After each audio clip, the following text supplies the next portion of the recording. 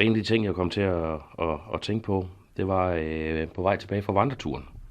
Der er den der trampesti, vi gik på der, den var overstrøget med små stykker granit.